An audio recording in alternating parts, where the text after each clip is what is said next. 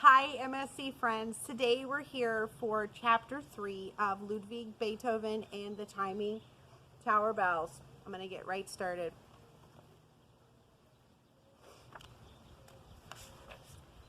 Easter morning dawned clear and still in sleepy little Bonn, lying quietly beside the swiftly flowing river.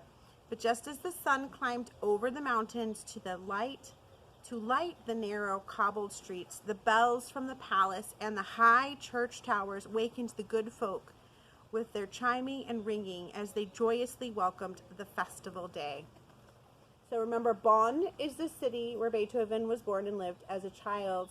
And over here we have a picture of a room in their house where the last pianoforte that he owned in that house is pictured right there.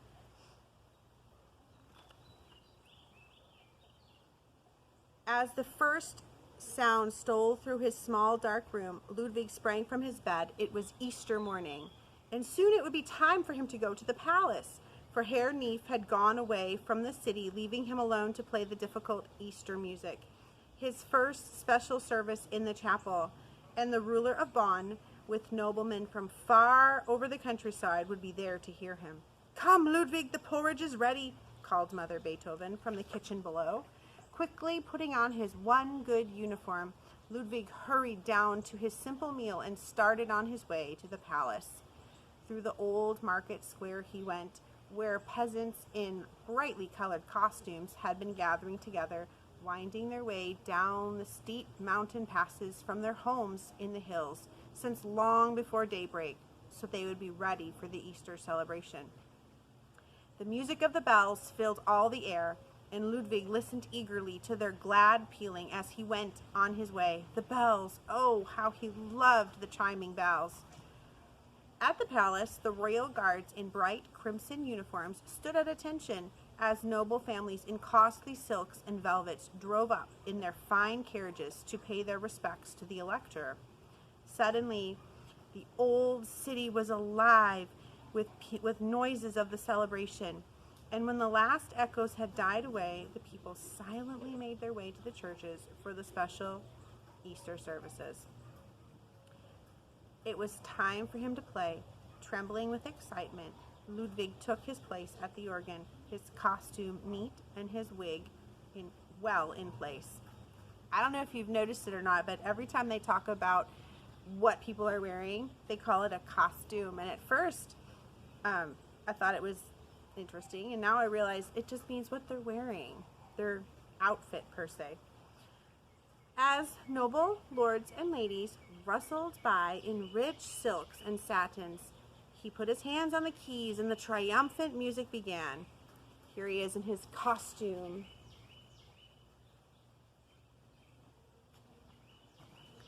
The beautiful melodies rang out through the shadowy chapel, and the people listened in awe to the glorious Easter music that swept over them. This young man was a fine organist indeed. Yes, even better than their own Master Neef. He's truly a wonder musician. His playing casts a magic spell. They say his name is Beethoven, they whispered to one another. When the long service was over at last, Ludwig turned to leave the chapel, and there, proudly watching him, stood Herr Neef. Ludwig started in surprise. "Master Neef, I did not know you were here." "I returned to the city too late to play for the services, my boy, and it is better so, for I have heard your music. It was very beautiful indeed." He looked long at the broad-shouldered young man before him. "Ludwig, it is time now for you to have a new master. You must go to Vienna and study with the great Mozart." Here he is telling him he's going to study with a new teacher. Mozart. Wolfgang Mozart, the noted master and composer? But Vienna was a long way off, and there was no money. So how could he go? Quietly he went on with his work, dreaming night and day of the master in Vienna. Mozart. Mozart. Over and over the name sang itself in his mind. He must try to earn a little money, and perhaps someday there would be enough to take him to the far-off city. Whenever there was special music to be played at the palace, there was payment for the services, for his services, and away went Ludwig to drop the precious coins in a small box, kept safely on a high old shelf in the cupboard. One day, as he was slipping a penny under the lid, it fell from his fingers and rolled away. Quickly, he tried to stop it, but on it went, down through a crack in the floor, and where every penny was so badly needed. Suddenly, a melody rushed into his mind, a melody about the penny. He must write it down at once. The notes went quickly onto the paper, and soon his little anger over a lost penny was finished. Here's the music for it. I'll link it in the comments. See if you can figure out the part that shows where he's angry about the penny being lost. As the years went by slowly, the little fund could not grow, for always something was needed in the Beethoven home, and Ludwig could not bear to see Mother Beethoven or his younger brothers go without food or clothing. The box was empty now, but one day, long after he had given up hope of ever going to Vienna, a knock sounded through the low rooms, and there in the doorway stood Herr Neef, a letter in his hand. "Your dream has come true, Ludwig. Word has just come from the Elector that he wishes to send you to Vienna to study with the composer Mozart." To go to Vienna at last! Ludwig could hardly believe the words that rang in his ears. It did not take him long to get ready, and soon he was on his way, jogging over the bumpy roads in the rickety open coach.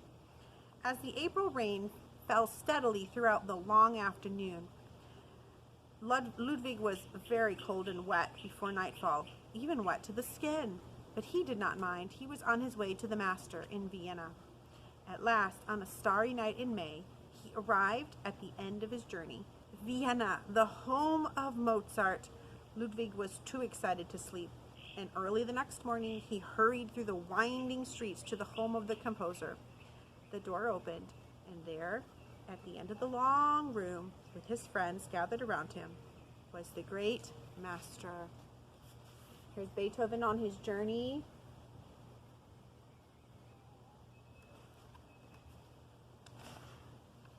And here is the great master, Mozart. Mozart smiled a welcome to the strange young man in rough clothing with his black bushy hair standing on end. "So you are Ludwig Beethoven?" "Yes, sir, I have come from Bonn to play for you, sir." "Very well, young man. Now then, let me see what you can do." And leaning back in his chair, the master listened quietly as the music began. Yes, this young Beethoven played very well indeed, but in Vienna there were many young men who played well.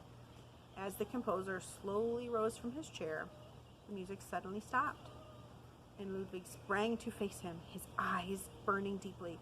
"Oh, sir, you must not go. Only give me a melody, and I will show you at once what I can do in music."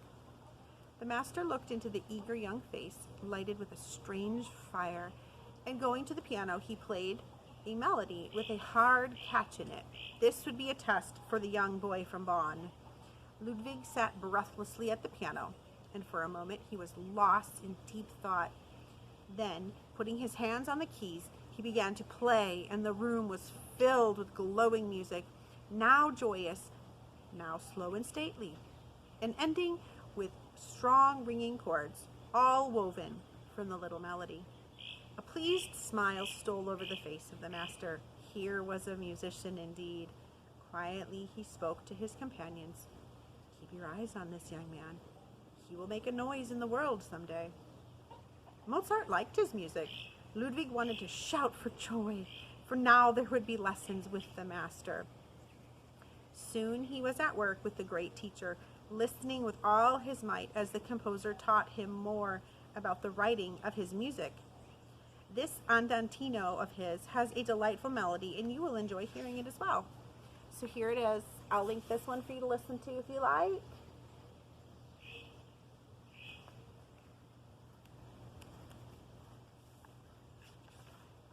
But the lessons soon came to an end, for on a warm day in July, Ludwig was called home to Bonn. He was very sad indeed, for Mother Beethoven had died. Now he must earn a living for Father Beethoven and the two younger brothers, and soon he was at work, playing in the organ in the chapel and the violin in the theater, and giving lessons to pupils. But no matter how hard he struggled, from early morning until late into the night, there was still not enough money to keep the little family together. Soon he became very ill, for he had not had enough food to eat, nor enough time for rest. His good pupil, Stephen Bruning, came quickly to help and took him to his beautiful home, where the kind Frau Bruning tenderly cared for the young musician until he was strong and well again. In the evenings, the children crowded around him, begging him for music. "Play for us, Ludwig, play for us," they cried, and soon his melodies wove a magic spell over the beautiful home. This little rondo of his they especially liked. Perhaps you will like it too.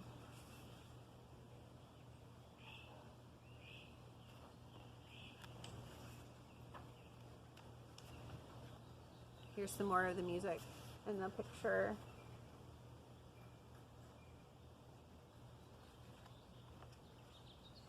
How good it was to be with his kind friends, with merry picnics along the banks of the river on bright and sunny days, or mountain climbing when the air was crisp and clear and the forests were dressed in scarlet and gold. Many times Count Waldstein, the young musician and friend of the Elector, went with them, and soon he and Ludwig became good friends. He was very kind indeed, sending Ludwig a fine new piano and many pupils to teach, and often arranged concerts for him to play at the homes of his noble friends. One morning, as Ludwig sat at the shiny new piano, the young Count burst merrily into the room. "An invitation I bring to you, Ludwig. Herr Haydn will stop to visit us on his way home from England, and he wishes to entertain the musicians of Bonn at a breakfast." "Waldstein, the noted composer Joseph Haydn, you might remember from last year," exclaimed Ludwig excitedly. "No greater honor could you bring me, my friend." Suddenly, an idea came to him. He would write a new composition and show it to the great master when he arrived in the city. The special morning dawned, and in the bright sunshine, the two friends hurried to the beautiful gardens where the great Haydn waited to greet them. After a fine breakfast under the stately old trees, Ludwig went quietly to the master to lay the new music on the table before him. Haydn looked carefully at the closely written pages, and looking up, he smiled warmly at the young composer. "Your cantata is very good, young Beethoven, very good indeed, and I would be glad to give you help with your music if you could arrange to come to me in Vienna." You notice this sculpture of Beethoven. This is in Vienna. And we'll continue finding out what happens to him in Vienna in the next part of this chapter.